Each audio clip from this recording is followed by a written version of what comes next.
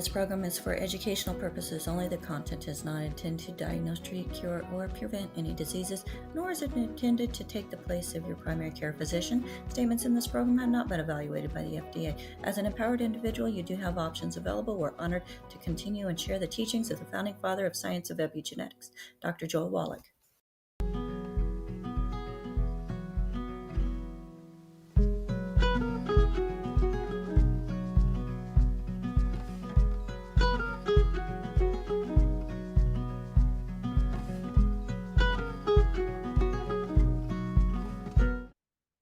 All right. Hello, everybody. Let's open up that waiting room. Let people in. And yes, we are live. So if you'd like to join us, if you're watching us on one of our streams or even watching a replay or listening and you'd like to join us live, we are here Wednesday, Thursday, Friday from 12 to 1 p.m.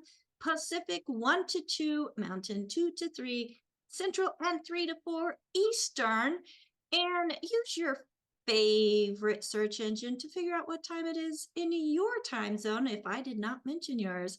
My name is Becca Dukes, and as a certified holistic health coach and a certified naturopathic practitioner and the director of student service for the Institute of Holistic Health, it is my honor and privilege to be a resource for an amazing community where we are providing information not only for the community, but you who are now part of the community as well, as we want to make sure people realize how empowered they are when it comes to doing things to help control, direct, and even make U-turns in your health journey.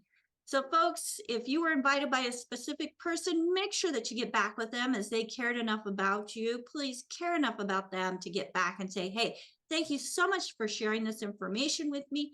I want more information, and let them know what you liked best about today's show. Now, if you're watching us on any of the social media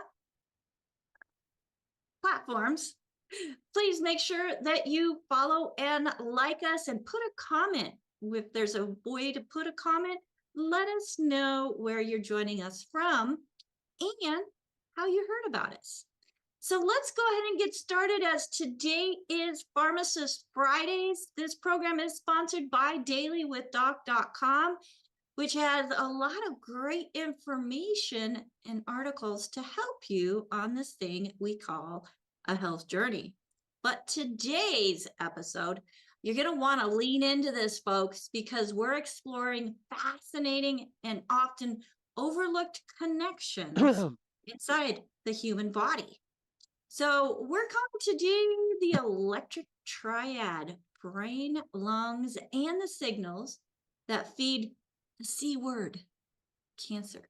Now, just as a reminder, this program is for educational purposes only. It's not meant to take the place of your primary care physician. So as you are listening, just be a sponge, take in the information, and allow your mind to help you make a better choice for you. So to help me with this topic, I have our good friend and our resident expert, Pharmacist Ben Fuchs, who is always bringing clarity, curiosity, and a whole lot of wisdom. And today, together, we'll be taking a look at a recent article that asks an important question. Are the electrical signals between the brain and lungs influencing how our body responds to stress, inflammation, and cellular changes? So folks, help me welcome to the screen the one and only, a great friend, a great mentor, Pharmacist Ben Fuchs.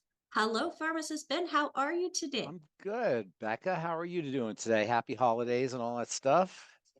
Well, I'm doing fantastic. And every day is a day to celebrate. Every day is a day to be thankful. Have I talked to you since excuse me, since Thanksgiving? Yes, you were on. Oh yeah. Okay. Well, I talked to you before the show today, but no, we haven't had a show since Good. Well, I hope you had a nice before Thanksgiving. And I sound good with my new headphones, huh? Sound like it. Yeah, you're sounding great. All right, good. I don't like the way they're So kind of weird that's looking, going to but eliminate some of our people reaching out to me every show. I saying, what the had heck did 5 he or 6 say? of them saying, his sound is horrible. Help him No, fix do it. people say that? They Why didn't you did. tell me I did send a text. that my sound is really bad? That's funny. Nobody Yeah, said you were anything. I've been muffled, but now you okay. sound nice and sharp and great. And Okay, good. All let's right. share some So information. And just for everybody, we're going to be talking about this topic, but if you've got questions, yeah, because Pharmacist Ben loves to make sure we're getting information to you yes. that is most important to you. So raise your hand. Let's have questions. If you're on a platform, you can put it into the chat, as I have our amazing team watching those different platforms to bring questions in from the field. And hello, Larry. Thank you so much for joining us. I see your comment there. So, Pharmacist Ben. Yeah. So first of all, Maryland, 1986. Okay. I'm old enough, please. All right. Don't be adding 4 years to my birth certificate. 1986, I graduated pharmacy school. That's long ago enough. 1982, please. I'm 65, Now, going on 66, soon to be 76, and then 86. 1986. So you 1492. graduated. I What? graduated 40 years. It'll be 40 years in May. Well, you And know what? yeah. Today is my oldest's birthday, and he's 37. Oh my God. I've been practicing since before he was born. So Yeah. anyway, I've learned a lot in that time. And one of the most important things I've learned is that the whole drug thing is ridiculous.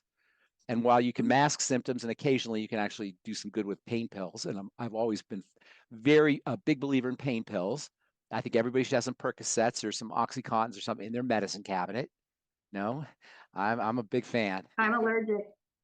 I'm a big fan. One time I know I probably told the story before, but when they wheeled me out of on the gurney out of the operating room when I had knee surgery, I remember hearing this voice, this disembodied voice going, morphine, morphine, like that.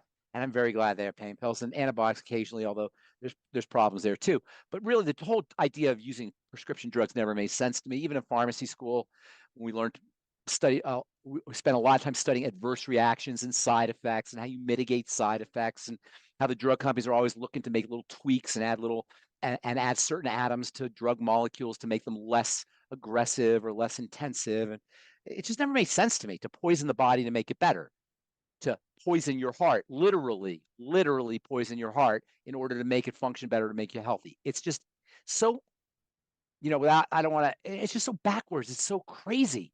And we still do it. We still do it over and over and over again. As we talk about, that's the definition of insanity. We still go back.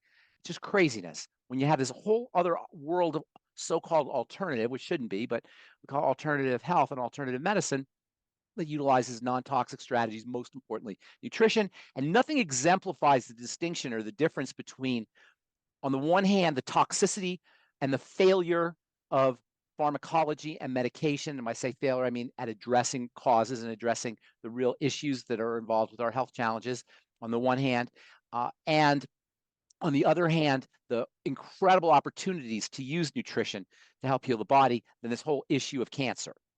I don't even know if you can say cancer because they don't like you to say that word because they want to own that. And that's really what we're talking about when you do these, that I kind of tease you about, these little intros, not meant to diagnose, blah, blah, blah, blah, blah, because they want to own it.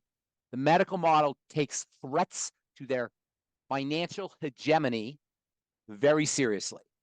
So you can't mess around with that. And nothing exemplifies that more than cancer. Go ahead. I'm sorry, Becca. Well, I just wanted to point something out that so many people don't realize those pharmaceuticals that they're taking to help their heart are actually poisons and No, they toxic to the literally body. poison the heart. Listen, a beta blocker or a calcium channel blocker, which are the mainstays of cardiovascular and heart therapy, literally it's in the name. They block the beta nervous system. And they don't just block it by asking nicely, they block it by poisoning it. That's how you block. When you hear blocker, or you hear inhibitor, or you hear suppressant, you're talking about something that is poisoning the mechanics. So you can't inhibit or suppress or block a biochemical response without poisoning it. That's the definition of a poison, literally. That's the definition of a poison. So anyway, I don't want to Well, belabor that point because we want to talk about this article. Do you want to say something? well, real quick. So a calcium channel blocker, does that block the body from being able to use calcium? And It's right doesn't in the that name. create deficiency? Well, it's right in the name. You have cells, which by the way are not little circles, but we're going to make them a little circle. A cell's a blob. It's not a circle, but let's make it a circle. And then there's openings in the circle that, like a pore, you could think of, or channel, technically, that calcium goes in. Calcium is a major activator. You know, we think of calcium as a rock, a stone, like the skeletal system, whatever. And I'm pretty sure most people, when they think of calcium, unless they're chemists or biochemists or biologists, they think of calcium as something that's hard, right? Isn't that the visual that you have? I'm going to use you as a symbol for the viewers. Isn't that what you think of when you think of calcium, like rock, right? Well, that's Yeah. not calcium's main role. Calcium's main role is to activate things. It turns things on. And in fact, there's something called calcium toxicity, which is when you have too much calcium and then cells burn out because it's an activating substance.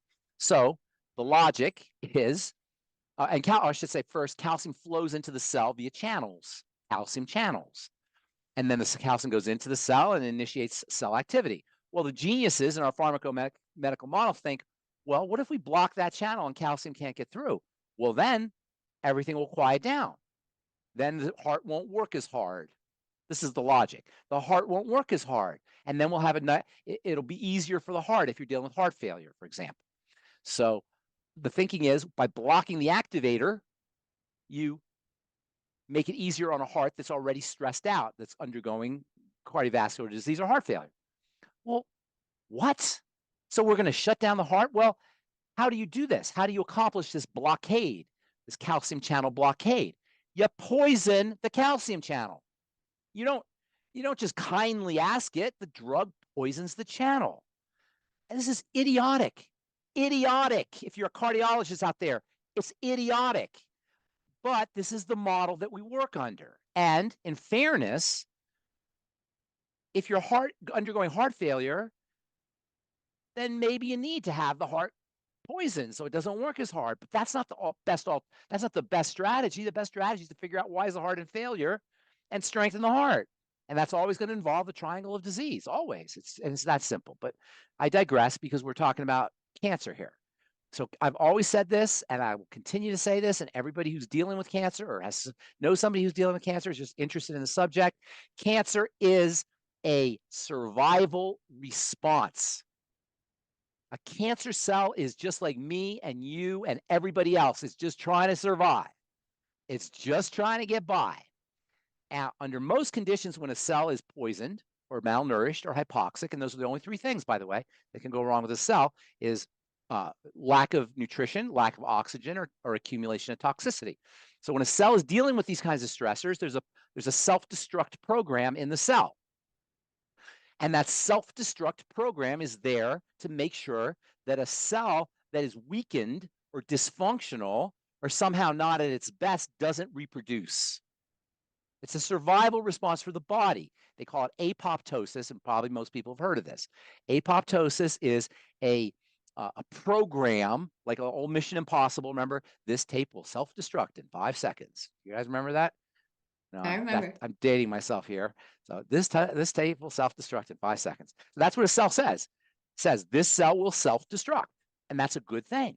That prevents the cell from reproducing. But every once in a while, a cell will sneak through and will not apoptosize or will not kill itself. It will sneak through, and instead, it will adopt a survival mechanism. And that survival mechanism involves rapid growth. Why? Because when a cell is dividing rapidly, the odds of it surviving, or of its line surviving, are higher. It's more likely that its line will survive by rapidly dividing. Also, by rapidly dividing, it's able to garner more resources. By rapid division, it can get more food, and specifically more energizing food. The problem is, number one, that comes at a cost. That rapid division comes at the cost of a functional cell. Yeah, it's rapidly dividing, but it's not able to grow or to mature to the point where it can make the substructure, the organelles, the little pieces inside. So the little pieces inside don't perform, and the cell in general doesn't perform. And yes, it's surviving, but it's surviving at a primitive pace, almost like a computer in safe mode. It can do the basics, but it can't do all the functionality. So you have these cells that are dividing, but they can't become organs. In order for a cell to become a liver cell or a bone cell or a pancreatic cell or an intestinal cell, it has to develop an infrastructure, an internal structure. Cancer cells can't do that. Yeah, they can divide and they can survive, but they survive at the cost of functionality. And that's why tumor cells don't form intestines or lungs or brains or livers or pancreases. They can survive, but they can't become high tech. They can't become evolved enough to form the pancreatic function or the liver function or the bone function. Yeah, they're surviving, but they're not functional. A cell that's surviving but not functional forms what's called a tumor or a neoplasm. And this is what cancer is. A cancer cell is a cell that is brilliant at surviving, but it's not functional. And what I think of is that the cancer cell is almost like talking to its owner, us, and says, look, you haven't fed me, you haven't breathed me or oxygenated me, you've been making me swim in my own poison, you've been putting drugs and alcohol and food preservatives, et cetera, into me. You know what? I'm not going to be a liver. Okay? Forget it. I'm throws up his hands. I'm not going to be a liver anymore. Forget it. Okay? I'm just going to divide. I'm on my own. That's basically what's happening. It's almost like it's sociopathic. It's like, forget it. You know, I tried, but this is what you give me? Cigarette smoke and prescription drugs, you know, and alcohol and McDonald's and fried oils. Forget you. And I won't, you know, and it gives it the middle finger and says, I'm going to go on my own. I'm dividing. And that's what it is. And don't blame the cell. What we do is we blame the cell. You stupid cancer cell, we're going to kill you. We're going to cut you out. We're going to do all of these strategies because you're stupid. And this is our outlook. This is the perspective. You're stupid. We're going to have a war on you. All the cancer cells trying to do is deal. And we're going to have a war on you. So the article I sent you represents the deviousness of these cells. What the article I sent, and I don't want to go too much into detail, but it's kind of interesting because a lung cancer cell, when it metastasizes, when it spreads, and how it spreads is another very interesting phenomena. We'll talk about that here in a sec. When the cancer cell metastasizes or spreads, and everything wants to survive, so it's going to spread, it goes into the brain and it hijacks the brain's electrical energy. It disguises itself as a nerve cell or brain cell. And then it hijacks the brain's electrical energy. This is brilliant. The survival response, whether it's macro like us or micro like a cell, is just so amazing. Everything wants to survive, and it's developed these strategies to do just such. And the article I sent you, I thought was interesting. It's a little bit, you know, in the weeds, so it's not necessarily practical, but it's just interesting to show how cancer cells are so brilliant. Now, I said earlier how metastases is another interesting phenomena, and this is very relevant for they call it devious lung-brain cancer connection. So pull it up. Can you pull it up a little bit? Pull it up. Keep pulling it up. It says down, just one, right there. This flagging expected cancers, but it kept returning something impossible. Genes for synapses, that's in the nerves in the brain, and glutamate receptors and neural signaling pathways were found in lung cancer cells. They found genes for the brain in the lung cancer cells. They said, what the heck's going on? Well, what's going on is the cancer cells are so devious, they're now disguising themselves like they're brain cells so they can use the brain's energy. Does that make sense, Rebecca? That makes sense. It's brilliant. And I just thought that was interesting, but it's not as practical as the next article that I sent you, which talks about, can you put that one up? This is just interesting because it just represents how brilliant the cancer cell is. But pull up the next article, if you don't mind. In the meantime, I'll tell you about this. Okay, no worries. That's not a big deal. The other one talked about how cancer is a response to cancer cells are a response to stress, which is what we just talked about. But the metastases aspect is also interesting and also relevant for people who are dealing with cancer or don't want to deal with cancer or want to prevent metastases. See, a cancer cell will metastasize. That means spread. by drilling through a part of the body. It will actually make chemicals that will drill through a part of the body so they can spread. You know, a part of the body it drills through to spread? The cell? No, the cell will drill through a part of the body. Oh, It drills through the connective tissue. So cancer cells will, in order for them to spread, will drill through connective tissue so they can spread. So what does that tell you? That tells you that a major strategy for metastases is to strengthen the connective tissue, to keep the repair mechanisms, the connective tissue repair mechanisms active. And that's why building the connective tissue or using supplements that build the connective tissue have anti-cancer properties. And the most dramatic are the polysaccharides like fucoidan and beta-glucan. The raw materials for making connective tissue, that's the article, we'll talk about that in a second. The raw materials for making connective tissue have anti-metastases properties because they help strengthen the connective tissue against the drilling effect that a cancer cell will employ to metastasize. Does that make sense, Rebecca? that makes sense. Okay, and So, that's what's, I find that very interesting, and that explains partially anyway. There's other benefits to fucoidan and beta-glucan and pectins, modified citrus pectin, you may have heard of that, and various various polysaccharide molecules that build the connective tissue. That explains their anti-cancer partially. There's other effects they have, but partially explains some of the anti-metastases effects. And this is the article here that you put up there that talks about how the cellular response to stress, which is built in, is a part of the mechanism of the development of cancer. So it's just basically a cell that's trying to deal. It's not a bad cell. It's not a bad guy. It's just trying to survive. And so what is the implication there? Be kind to your cells. Love your cells. And cells don't ask for a lot. They ask for oxygen, they ask for nutrition, and they ask for a clean place to do their work. And that's it. And there ain't no drug, and there ain't no surgical procedure, and there's no medical device, and there's nothing in your doctor's magical bag of tricks that can feed a cell, oxygenate a cell, or detoxify a cell. They don't have that skill set. The medical professionals don't have that skill set, and the medical model doesn't have the tools, but we do.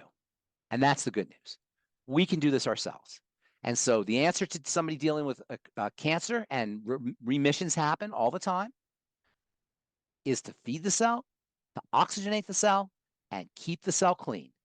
And if you think you're going to get benefits from chemo, you know, there are some chemotherapy, there are some cancers that are susceptible to chemotherapy, like Hodgkin's or testicular cancer. But for the most part, the success rate, the oncological success rate for the most common cancers is very poor, sometimes as low as 1 or 2%.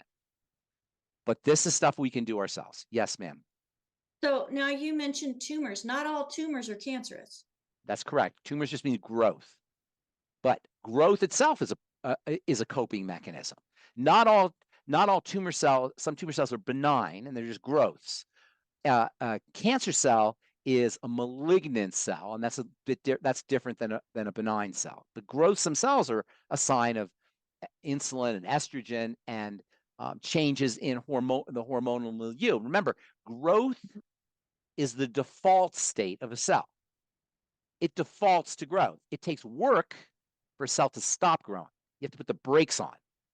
The brakes require vitamins and nutrients and energy, if you will. And really, that's what we're talking about, is energy. Cells need energy. When we talk about oxygen and toxicity, and we talk about nourishment, we're talking about energy. It's all about energy. Energy is defined as the capacity to do work. And so everything's about energy, the capacity to do work. When cells don't have enough energy, they don't have enough capacity, that's when they switch on these alternative mechanisms. So I want to take questions, and I don't want to belabor the point here, except to say that obviously cancer is pretty much the most horrific diagnosis anybody could have, second leading cause of death. But because it's in the body's nature to heal, if you do the good stuff, you'll get the good results. And if you continue doing the bad stuff, you'll get the bad results. And if you continue doing the bad stuff, but you expect the good stuff to happen, you're insane by definition. Remember the definition of insanity: over and over, doing the same thing over and over again and expecting different results. Okay. Yes. That being said, Let's go to Phyllis with her hand up, and then we have another question coming in from Jerry and Anna. hi there. Hello, Phyllis. Hi, Phyllis. Hello, Pharmacist Ben. Got a couple of questions here. And Yes, ma'am. when you said growth is a coping mechanism, I think this first question is perfect for that. Rapid growth is like out of Okay. control growth. All Growth right. is not a coping mechanism, although it can be. Growth is growth. You know, things grow, but rapid, out of control growth is a coping mechanism. Thanks for clarifying that. This is for Kathy. She's 61, 5'3", 160 pounds. I'm not fitting her for a girdle here. I don't necessarily need to know her height and weight. You know? Right. And she has an enlarged thyroid gland on She her could be left 5'2", eyes of blue, or she could be 6'6". It doesn't really matter. Well, gotta... at least we know she's sort of regular size. Okay. This enlarged thyroid nodule, I guess they call it, is not cancerous, and they're giving her two options: surgery, where half of the thyroid is removed, she would not need to take thyroid medication, or watch and wait. She also has fatty liver, cysts on her kidneys. She's not on any medications. I have to breathe deeply here. So why don't we just remove her organs, and then we don't have to worry about the problem, right? Let's remove her thyroid. Let's remove her liver. Just don't go in and tell me you have a headache, because they'll cut off your darn head too. So, piece by piece, right? What is this? What planet am I on? Who the heck? Raise your hand out there if you think this makes sense, to take your thyroid out when it's enlarged. Your thyroid is enlarged because it's trying to find things. It's trying to find food. The major reason for enlargement, a couple reasons. One reason for enlargement is it's trying to pull out nutrients. So it's getting bigger so it can increase the odds of getting fed. Also inflammatory effects. But you answered your own question. You talked about fatty liver. What is fatty liver? Rebecca wrote a whole book on it. Becca, what's fatty liver for? It's part of the metabolic syndrome. And what it point? has to do with and in the terms of our triangle of disease, where is it? Point number 2 on the triangle of disease, probably point number 1 also, because the liver bridges the digestive system and the blood sugar system. The liver and the gallbladder, and also the intestine to a certain extent, they bridge they're the connecting points to the blood sugar system. So this woman is dealing with a blood sugar problem and an intestinal problem. When we have a thyroid issue, that makes it even worse, because the thyroid regulates the intestine and everything else in the liver. So you get this circle where your disturbances of the intestine and the liver lead to blood sugar problems, which lead to thyroid problems, which then further disturbs the liver and the intestine and the blood sugar, which leads to more thyroid problems. And you go in this circle, this downward spiral. They call it a negative feedback loop. It just keeps getting worse and worse and worse. So the logic of hacking out an organ that is as important as the thyroid is so idiotic that I beg the doctor to come on the call so we can talk to you. What are you thinking? What is the logic here? Because I got to talk to people who already understand this stuff. And so, I want to talk to people who are causing the problem, who are doing this. That isn't going to happen, because we beg doctors to come on and they don't want to come on, and I don't blame them. Go ahead. I'm sorry. No, I was just going to say, by definition, taking out part of the thyroid by definition makes it less functional, right? Taking off your arm makes you less functional, no? If you cut off your arm, you're going to be less functional. So you cut off the thyroid, half the thyroid, you got half a thyroid now. Makes the problem worse. The idiocy is so self-evident and obvious that you have to be completely willfully blind not to see it. So pays for the Porsche, yes. And it also allows them to be big shots. And I don't want to be picking on individuals, because it's really the paradigm, the model. They think they're doing good things, and it's not, and they're good people. The medical folks, really, by and large, are beautiful people. And I've been in the medical business for 40 years now. They're by and large beautiful, beautiful people, especially the nurses, but the doctors too.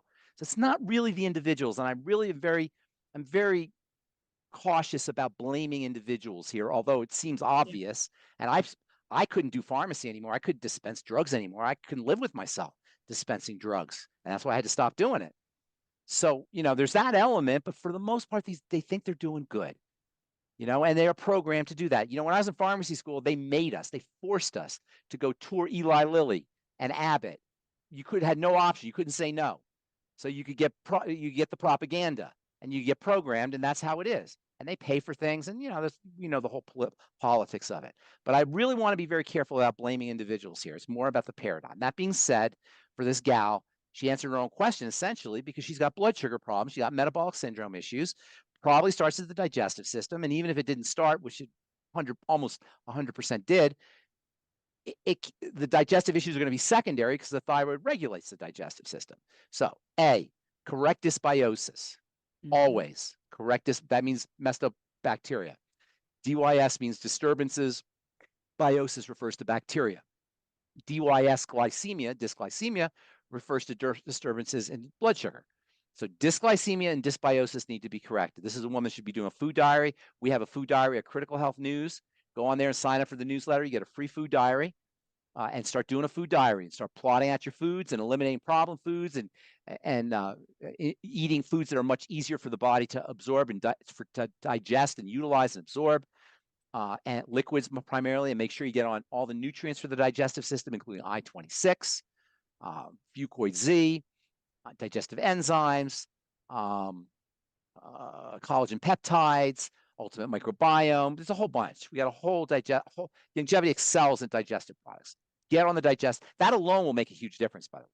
The next thing you want to do is you want to correct dysglycemia, disturbances in blood sugar. So healthy blood sugar pack, ultimate selenium, Osteomag, MSM, the MSM product, Fucoid Z. These are all blood sugar products. Drinking more liquids beyond Tangy Tangerine as well as water will dilute blood sugar. Anything you do for blood sugar. And then thirdly, make sure you're oxygenating.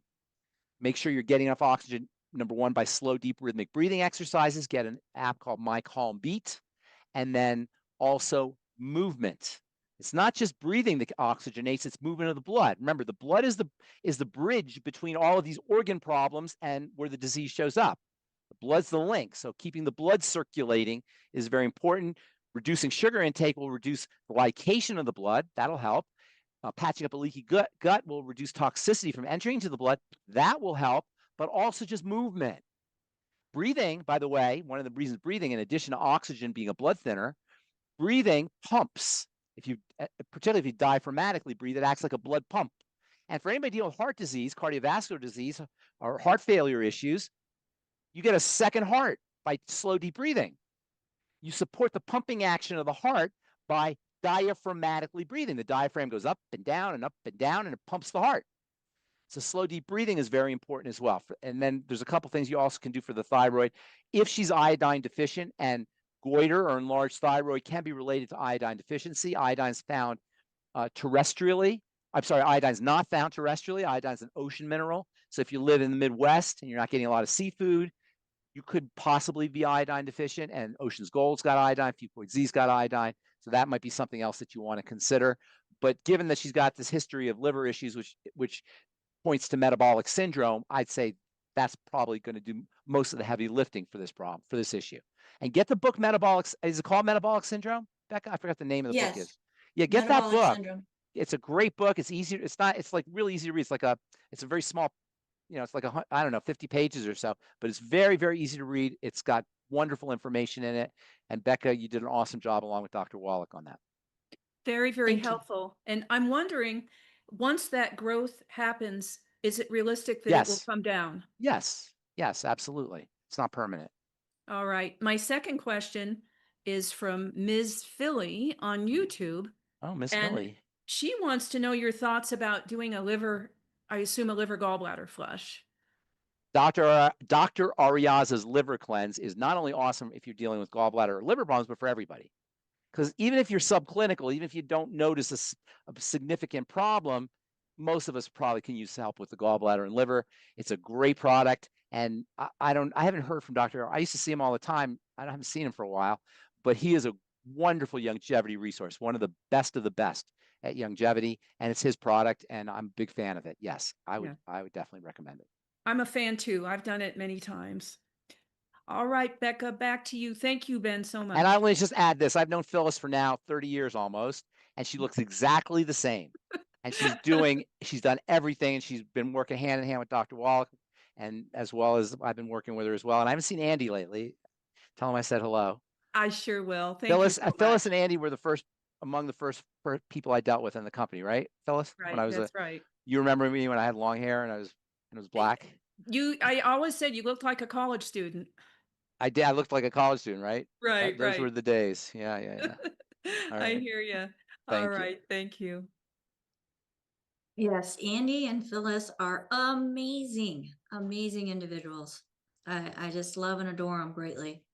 Next question is coming from Jerry and Anna, wanting to know the best holistic way to control blood pressure. Okay, so yeah, let's talk about blood pressure.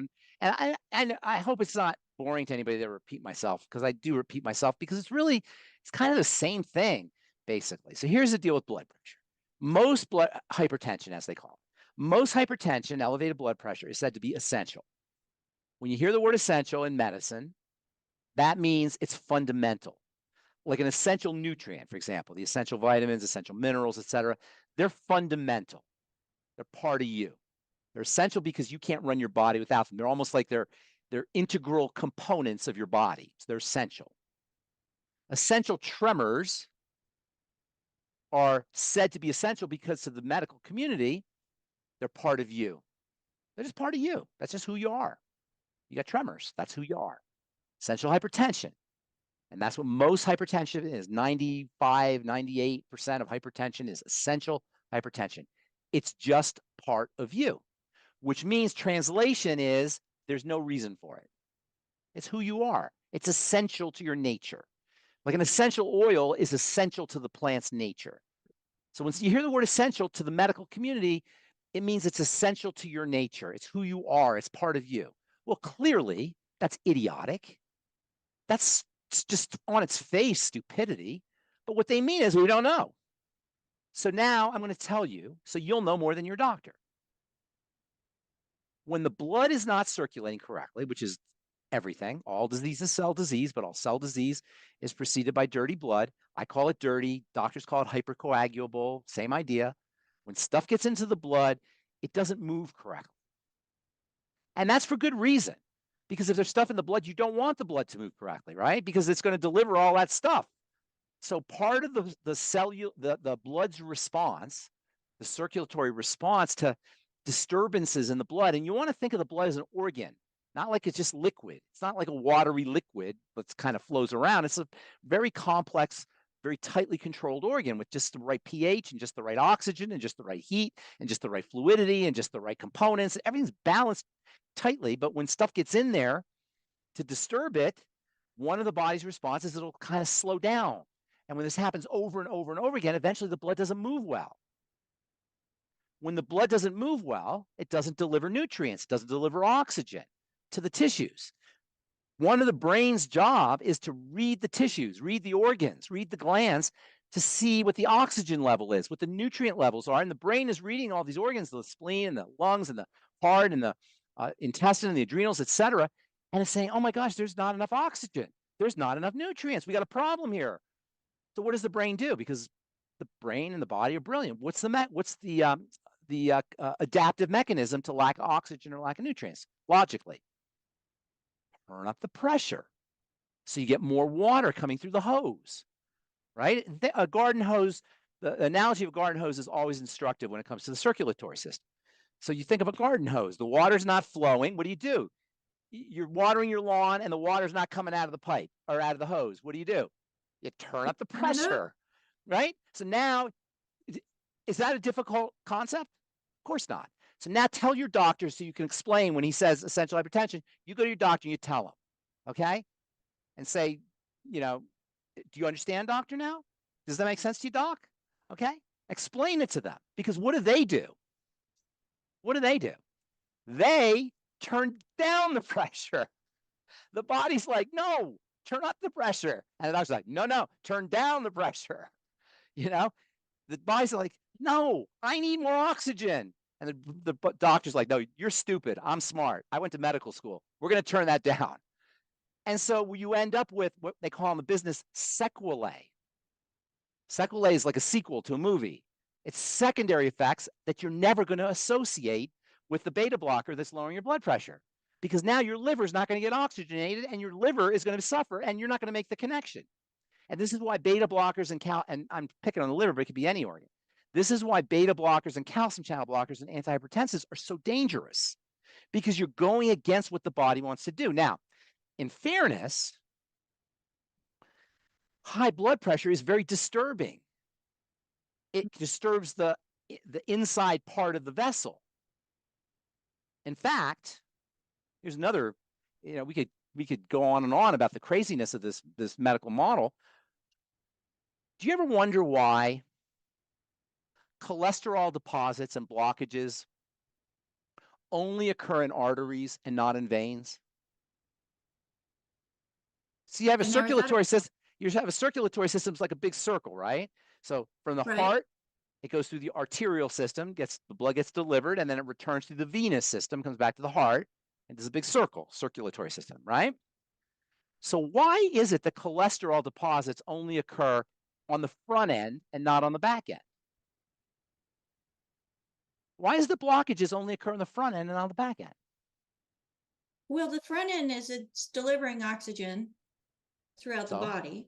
So what's that got to do with cholesterol? So, well, is that where the food is being absorbed into the blood first? What's that got to do with cholesterol? Why would cholesterol deposit in the arteries and not the veins? Anybody out there want to answer that? Anybody know? AJ knows.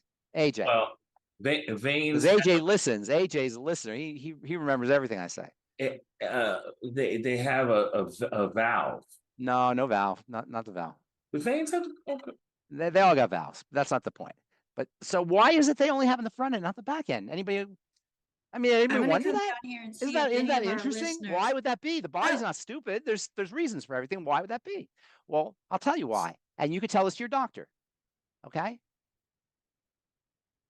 Where do you think you have more pressure? In the front end or the back end? Where's the pressure going to be higher? From the heart or to the heart? Obviously, because it's right next to the heart. When you have high pressure, you have a greater incidence of injury. The high pressure injures the arteries. So the body says, it's the Band-Aid. It's the patch. There's no Band-Aid. You don't need a Band-Aid in the venous system. It's the Band-Aid. The problem's not the cholesterol and the idiocy of stopping the body from making this molecule because it's Band-Aiding is just, it's flabbergasting. The stupidity is just flabbergasting. Now, if you understand what I just said, go to your doctor, say, Doc, sit down. Let me explain this to you. Okay? The reason I've got cholesterol plaques here is because the blood is so sticky and viscous. As it's being pushed through, it's damaging the vessels. When the vessels get damaged, the interior, they're called endothelial, the cells of it's called the endothelium, and the cells are called endothelial cells. Endo means inside, thelia means surface. The cells on the inside of the surface, the endothelial surface, get damaged. When they get damaged, they release chemicals. All cells release emergency chemicals when they get damaged. Why do they release emergency chemicals? The emergency chemicals, they're like, you've heard of the term cytokines, for example. These emergency molecules, they recruit Band-Aids. This is so brilliant. The endothelia gets damaged from the blood, from the high pressure and the toxic blood, the sticky, viscous blood, and they release signals, help, damage, repair. Come on, guys. Is that not the coolest thing? This is so cool. They're like send signals out, literally chemical signals. And so cholesterol gets shunted into the immune cells, start carrying things to patch things up.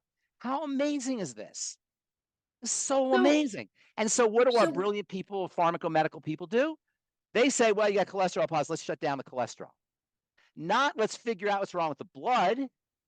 Not let's clean the blood up so it doesn't damage the endothelium as it's passing through. We stop the cholesterol.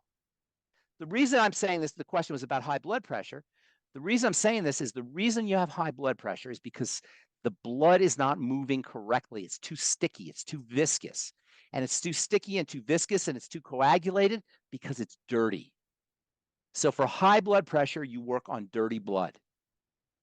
Now, there's a couple other things you do too, but the first thing you work on dirty blood. And by dirty blood, I mean leaky, you know, I'm going to say the same thing. I just keep saying it, leaky gut and glycation, digestion and sugar. Okay, that's number one. There are also nutrients that will support the flexibility of the vasculature to keep the vessels opening and closing correctly, and also to patch up the vasculature to keep the endothelium healthy. And those are things like vitamin C and the B complex and electrolytes, more fluids. So I get on the healthy blood sugar, a healthy brain and heart pack, throw in the sugar nutrients from the healthy blood sugar pack, and patch up a leaky gut. You can also support blood fluidity through oxygenation. You're really working on blood fluidity. You're improving the movement of blood for hypertension. The strategy for hypertension is to improve blood fluidity and also the vascular flexibility, because you want the circulatory system, the vessels flexible. They can open and close.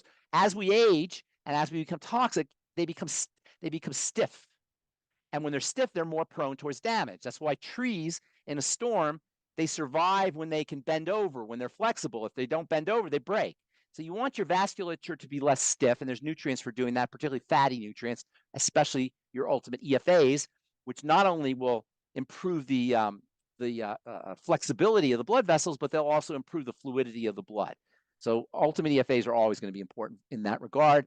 Osteomag, ultimate niacin, both have vasodilating effects, and then oxygenation and fluidity. Hypertension needs to be regarded as a blood problem, like all health challenges.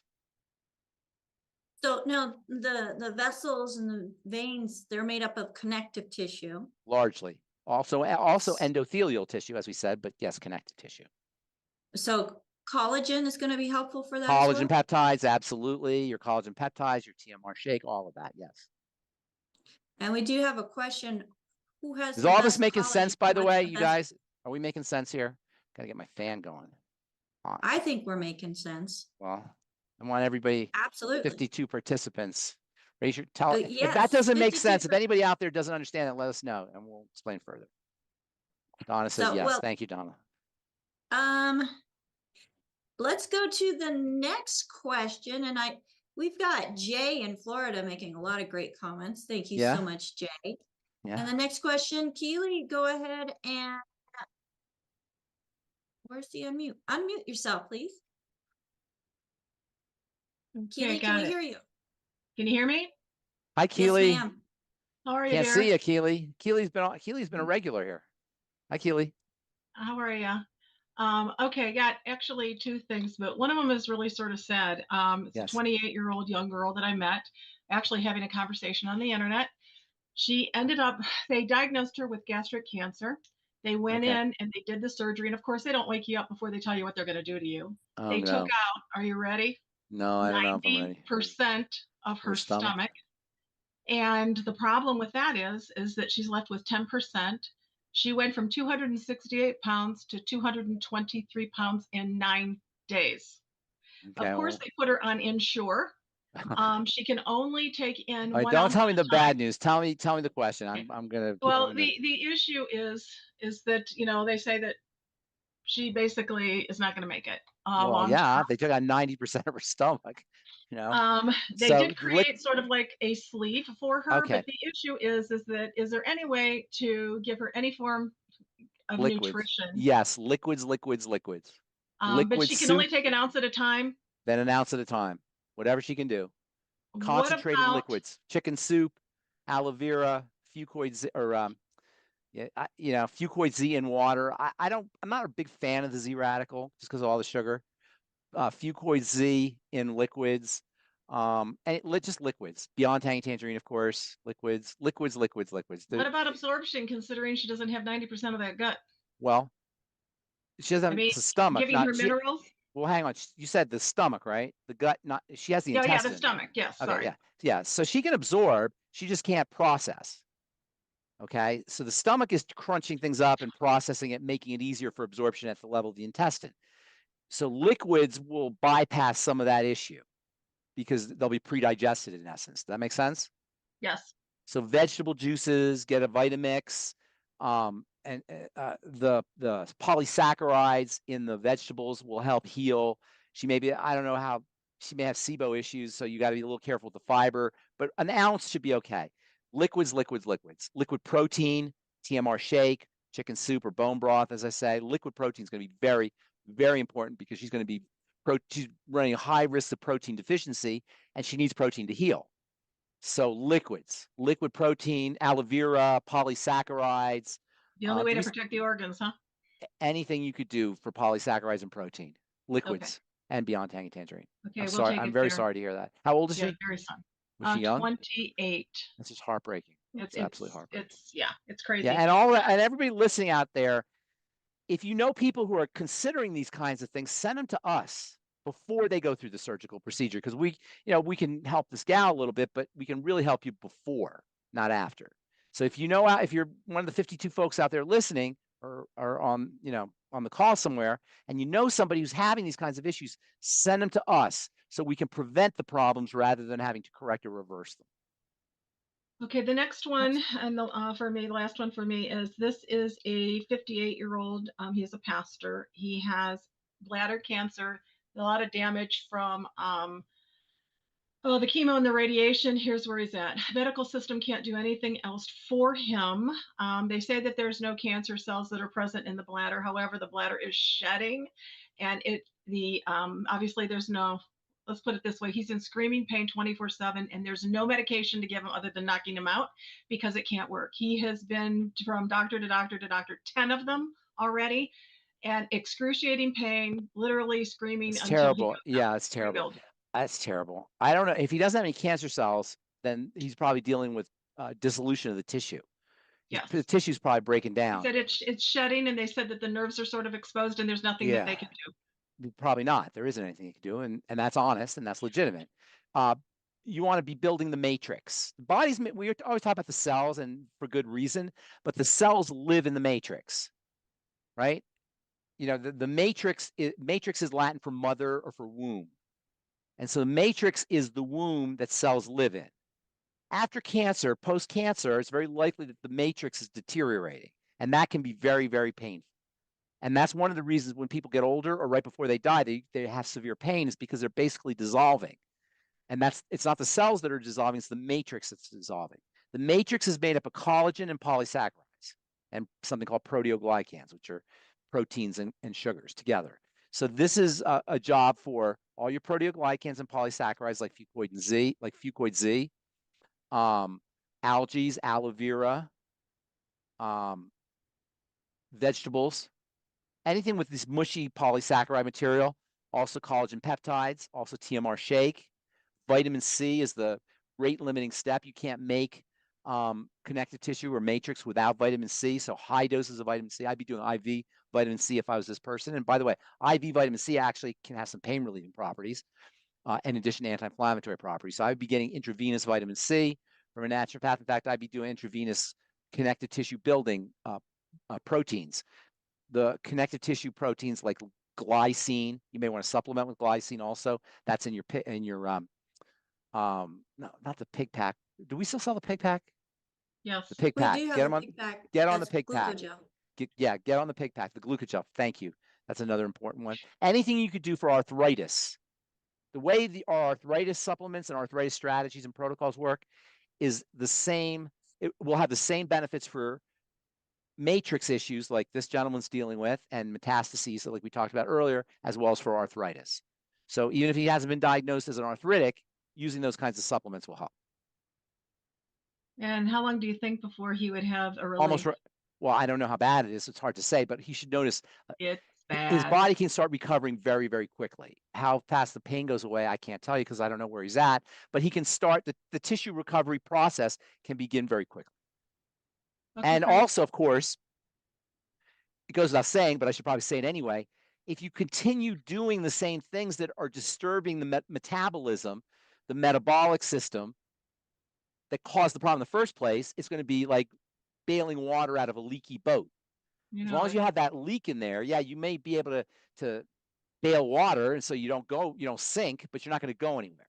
So if you're smoking, if you're eating McDonald's, fried fats, French fries, junk food and all the things that cause the problem in the first place, it's going to be difficult to reverse the condition. But if you patch up that leak by avoiding all of those things, and then in conjunction, build up that matrix with what we just talked about, the glucogel caps and the Fucoid Z and the aloe vera and all the things that we just talked about, it can happen very quickly.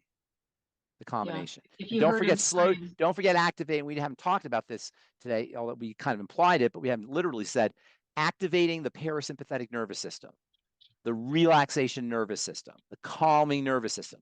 Healing lives, recovery lives, growth and repair live in the parasympathetic realm, the realm of relaxation.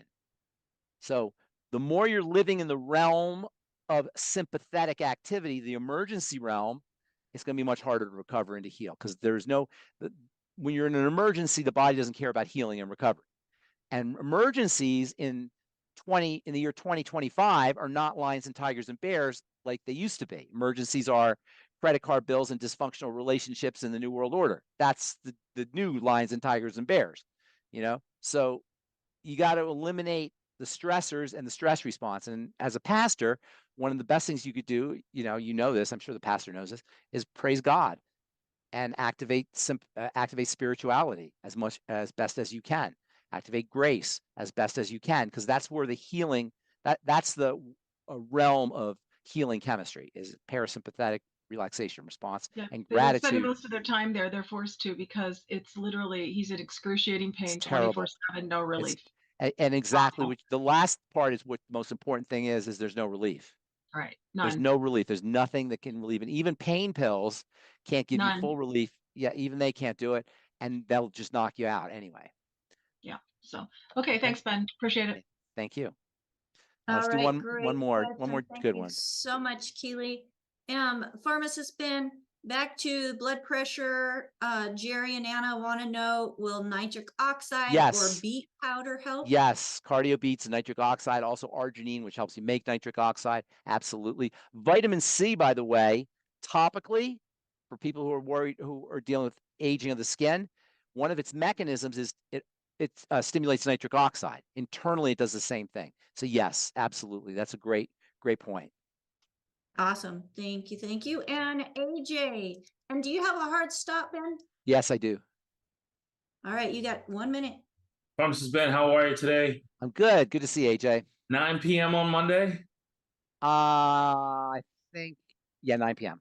You had great coast to coast the other night. That was fantastic. Thank you. Was it fan? Yeah, you got a thing. You and George have a real I like George. connection. Yeah, George. Yeah, I think he likes what we're doing.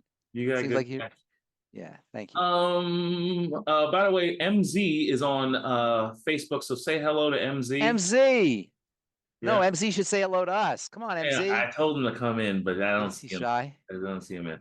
But we have a 52-year-old female, 5'6", 220, experiencing. What is this height and weight thing you're doing? Height and weight, because this is what Dr. Wallach taught us to identify immediately metabolic syndrome. Okay, that's good. 5'6", 120, you said? 220.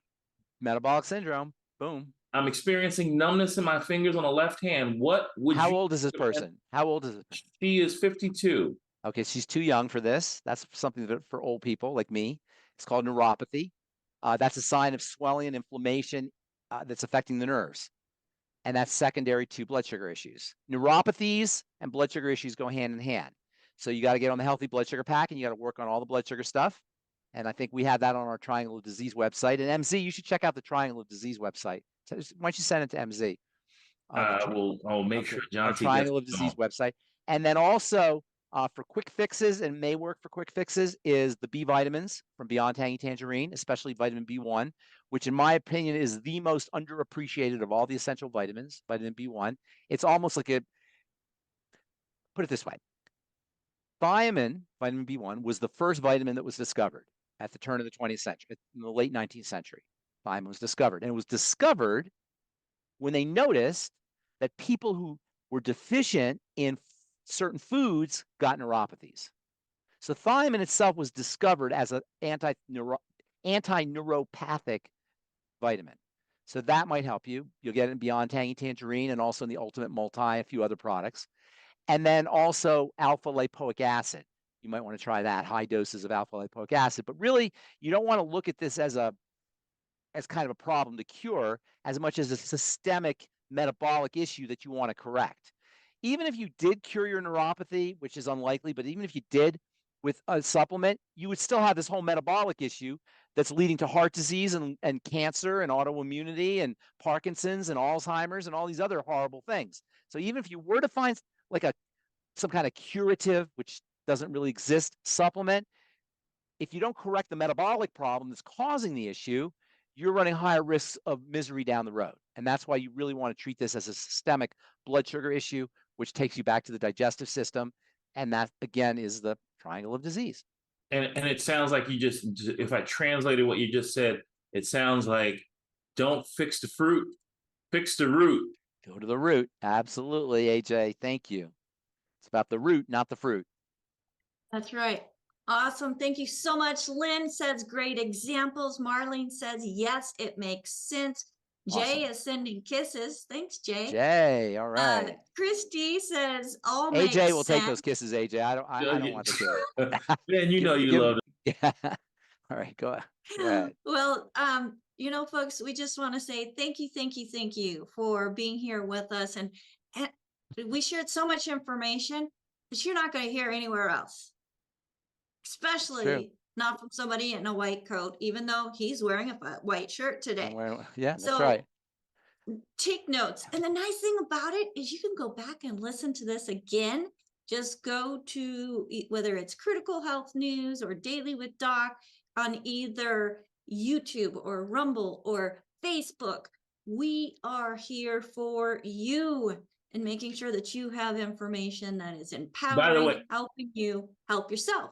By the way, much more than 100 people watching live right now. So. Oh, is that right? It says 50. I got 50 here. More. But that's who's in the Zoom room. Okay, we got 100 people. All right. Well, thank you, everybody. God bless everybody, 100. And we'll see you on Monday. All right. Thank you so much, Pharmacist Ben. And yes, Monday, Pharmacist Ben Bites with Pharmacist Ben and AJ, one of our co-hosts. So happy that we're able to bring Pharmacist Ben to you twice a week because he has so much knowledge, practical knowledge, as you heard today, and how we can take and use nutrition to support the body instead of poisoning the body, folks. Just it does not make sense to me to poison the body so the body can't function properly. Let's nutrify the body so the body can do what it was designed to do. And that's not just barely survive, that is thrive. Well, I just want to say thank you, everybody, for being here live with us here in the Zoom room. Those of you who are watching on all of the different platforms, cheers to you. Make sure that you share this program with somebody else. Like it, share it, subscribe. You don't want to miss another episode of Daily with Doc and Becca. Also, go to our website, dailywithdoc.com, sign up for our newsletter, and make sure that you are getting more information delivered right to your email on how you can help yourself and not miss an episode.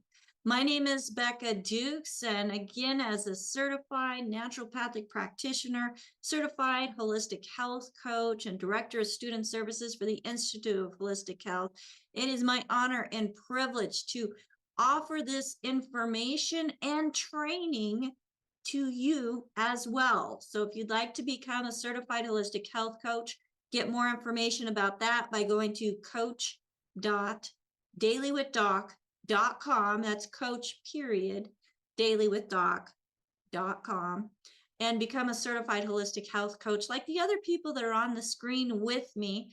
I just am so thankful that I have individuals who are like-minded, who want to truly help others not just survive, but thrive. Like we have Albert joining us from South Africa as he's letting people in. Thank you so much, Albert. We have Phyllis, like Pharmacist Ben said, they've been working together almost 30 years as she and her husband, Andy, were very instrumental in getting Dr. Joel Wallach, my mentor, who I was honored to serve with side by side. He is still live, folks. He's just taking vacation. So don't be stressing about that, as he is doing very well. But Phyllis and Andy were very instrumental in getting Dr. Wallach on the show with the Dead Doctors Don't Lie, radio with Dead Doctors Don't Lie radio program. Thank you so much, Phyllis. We have Marilyn, who, if you're not here live with us and have that chat open, you are missing one of the best note takers, I'm going to say, in the world. Thank you so much, Marilyn, for putting that information in there, which Phyllis does as well. She adds more information, and AJ's trying to do hearts. Yes, we're going to send everybody some hearts. There we go. Because we do have a heart for others. And we have AJ. Don't give up, AJ. You can do it. There you go. Who has been very instrumental in helping us get this program out on all the different platforms, whether you're watching us video or listening to us through audio. I just want to do a great big thank you to AJ for pushing me to get out on all these platforms. So thank you, thank you, thank you. And folks, share this program with somebody you know, whether you like them or not. At least you'll be doing something good today and every day. Until next time, bye for now.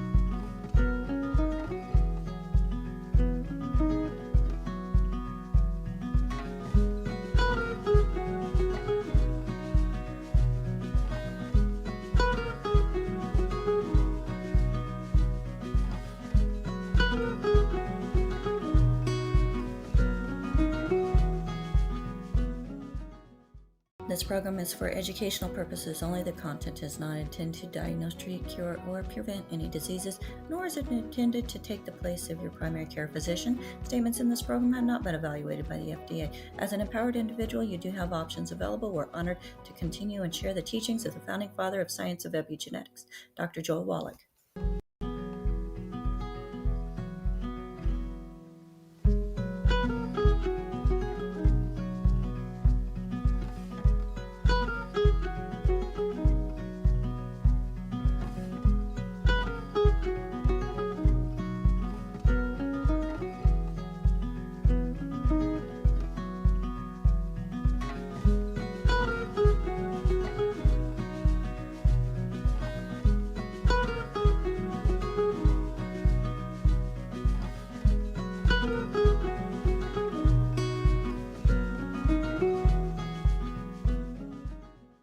This program is for educational purposes only. The content is not intended to diagnose, treat, cure, or prevent any diseases, nor is it intended to take the place of your primary care physician. Statements in this program have not been evaluated by the FDA. As an empowered individual, you do have options available. We're honored to continue and share the teachings of the founding father of science of epigenetics, Dr. Joel Wallach.